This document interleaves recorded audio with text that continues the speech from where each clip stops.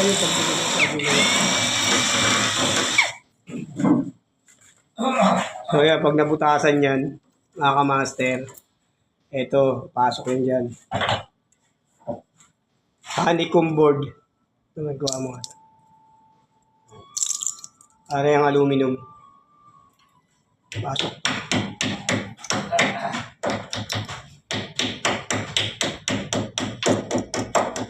Dito may taas.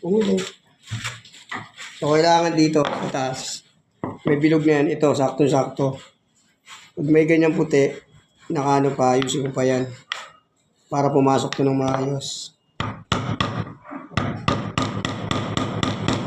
Yan. Video mo. Ayan, maayos na siya. Pasok ngayon to. Itong parang lock na to, kailangan dito yung nakatapat.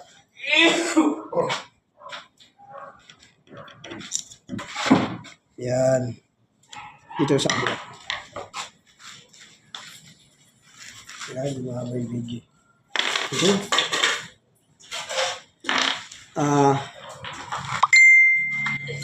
Kailangan nakatapat yan dyan. Para ito, pagka umasok to dyan, laki yan pa ganun. Yan. Yan ang setup ng honeycomb board.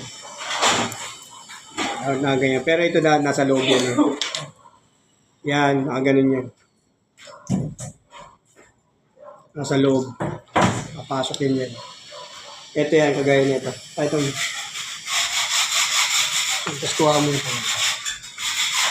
Okay, bakit ito? Ayusin ko na lang yung